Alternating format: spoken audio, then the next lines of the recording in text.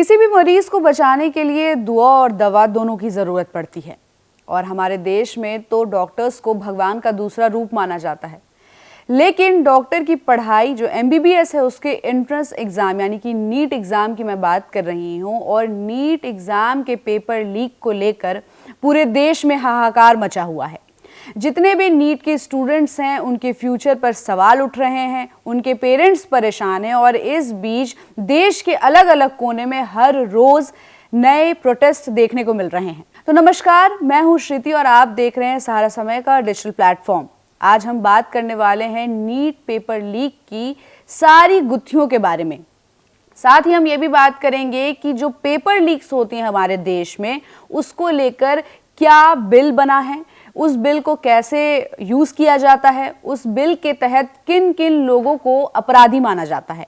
तो देश भर में कई सारे पेपर लीक्स के मामले आ चुके हैं। अगर हम स्टेट लेवल की बात करें तो कई बार ऐसा भी हुआ है कि बिहार में हमने देखा है BPSC के पेपर्स लीक हुए, हमने यूपी में देखा है कि पुलिस कांस्टेबल एग्जाम के पेपर लीक हुए हैं और अब सेंट्रल लेवल पर ये चीज़ें पहुंच गई है और नीट के पेपर लीक के मामले को देखते हुए बहुत बड़ा सवाल उठ रहा है आने वाले फ्यूचर को देखकर। या हम कह सकते हैं कि वो दिन भी अब नज़दीक है जब UPSC एग्ज़ाम के भी पेपर लीक्स के मामले आपको देखने और सुनने को मिलेंगे। अब अगर हम बात करें नीट की, तो नीट पेपर लीक पर बहुत सारे सवाल जवाब हो चुके हैं, नई नई गुत्थी को सुलझाने की कोशिश की जा रही है और जो सबसे बड़ा सवाल है ये उठता है कि ये जो पेपर लीक्स होते हैं उस पर नकेल कैसे कसी जाएगी। तो इस सब के दौरान एक बिल की बात होती है और वो बिल है एंटी पेपर लीक। तो सवाल ये उठता है कि इस बिल के तहत जो पेपर लीक के पीछे जो गिरोह शामिल हैं, जो मास्टरमाइंड है, सिर्फ उनको सजा मिलेगी या लीक्ड पेपर को सॉल्व करके जिन स्टूडेंट्स ने उन आंसर्स को रटा है और उन्होंने एग्जाम दिया है, क्या उन पर भी सवाल उठेगा? तो आज हम इस वीडियो में डिटेल में आपको सब कुछ बताएंगे। नीट UG 2024 पेपर लीक मामले में तो देश भर में विरोध हो रहा है। मई में हुई परीक्षा के बाद जून में इसका रिजल्ट आया, जिसके साथ ही एग्जाम में धांधली के आरोप लगने शुरू हो गए थे। ऐसा इसलिए था कि अब तक एग्जाम में टॉप करने वाले बच्चे 2 से 3 ही हुआ करते थे, जिनके एक जैसे नंबर होते थे। लेकिन वहीं इस बार एक साथ 60 से ज्यादा बच्चों को फर्स्ट रैंक मिली, यानी कि इक्वल मार्क्स।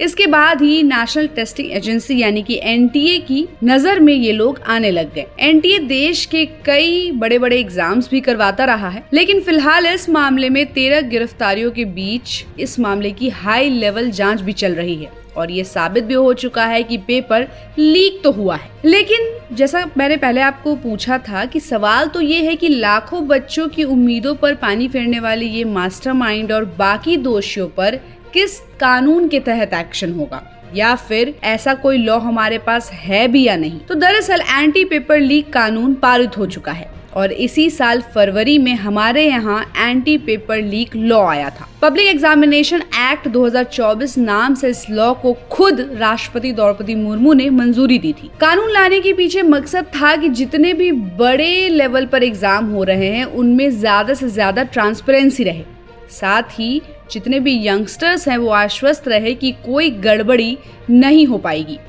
ये कानून एक के बाद एक परीक्षाओं जैसे राजस्थान में शिक्षक भर्ती परीक्षा, हरियाणा में ग्रुप D पदों के लिए सामान्य पात्रता परीक्षा, गुजरात में जूनियर क्लर्क के लिए भर्ती और बिहार में कांस्टेबल भर्ती परीक्षा के सहित कई हालिया पेपर लीक्स को देखते हुए लाया गया। तो ये public examination anti leak law है क्या? दरअसल ये लॉ पब्लिक एग्जाम की बात करता है और ये वो परीक्षा है जिसे पब्लिक एग्जामिनेशन अथॉरिटी आयोजित करवाती है या फिर ऐसी अथॉरिटी जिसे केंद्र से मान्यता मिली हुई है। इसमें कई बड़ी परीक्षाएं शामिल है जैसे कि UPSC, SSC, Indian railways, banking recruitment और NTA द्वारा आयोजित सारे कंप्यूटर बेस्ड एग्जाम हैं। इस कानून के तहत क्वेश्चन पेपर या आंसर का लीक होना जो किसी भी तरह से परीक्षार्थी की मदद कर सके वो अपराध माना जाता है और इसके अलावा कंप्यूटर नेटवर्क के साथ छेड़खानी भी जुर्म है।